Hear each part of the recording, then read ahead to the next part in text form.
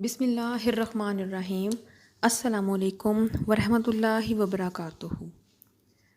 آج میں آپ کو اس ویڈیو میں اس خوفناک لمحے کے بارے میں بتاؤں گی جس کا نام ہے موت، اور وہ 5 فرشتے جو موت کے وقت انسان کے قریب آتے ہیں۔ موت ہر جاندار کو آنی ہے، جیسا کہ قرآن مجید میں ارشاد ہے، کلُّ نفس ذائقۃ الموت، یعنی ہر جان کو موت کا مزہ چکھنا ہے۔ یہ تو قدرت کا قانون ہے کہ جو بھی اس دنیا میں آتا ہے اسے واپس ضرور جانا ہے۔ اس دنیا میں آنے کی ترتیب تو ہے، لیکن جانے کی کوئی ترتیب نہیں ہے۔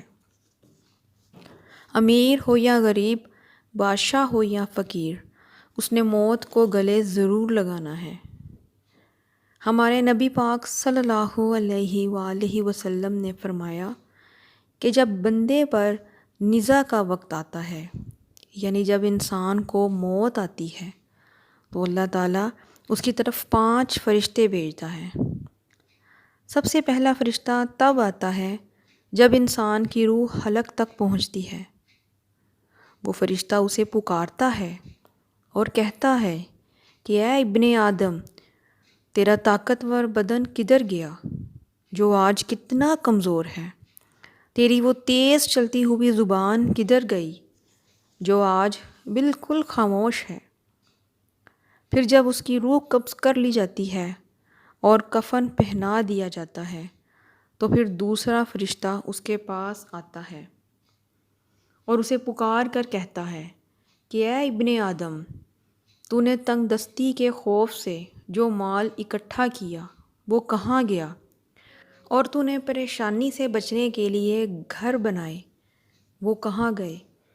پھر جب اس کا جنازہ اٹھا لیا جاتا ہے تو تیسرا فرشتہ حاضر ہوتا ہے اور اسے کہتا ہے کہ اے ابن آدم، آج تو اتنے لمبے سفر پر جا رہا ہے کہ اس سے پہلے اتنا طویل سفر نہ کیا ہوگا۔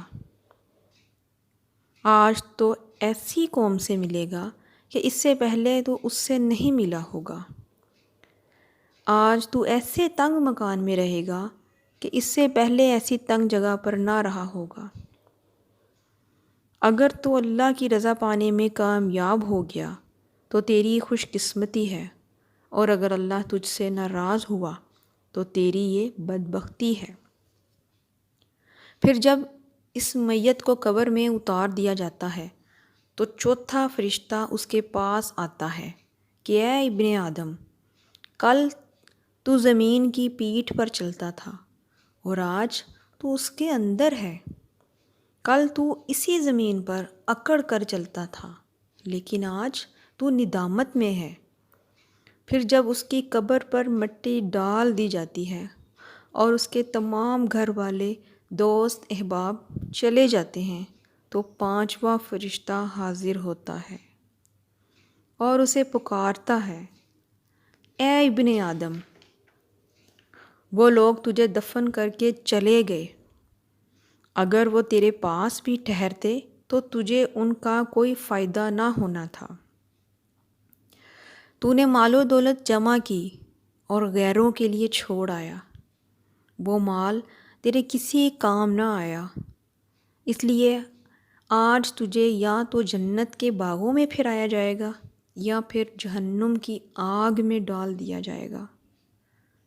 میرے پیارے بھائیوں اور بہنوں، موت ہماری زندگی کی سب سے بڑی حقیقت ہے، اور یہ زندگی بڑی ہی مختصر ہے۔ یہ کب ختم ہو جائے اور کس طرف سے آ جائے کوئی نہیں جانتا۔ اس لیے ہمیں چاہیے کہ ہم خود کو تیار کریں۔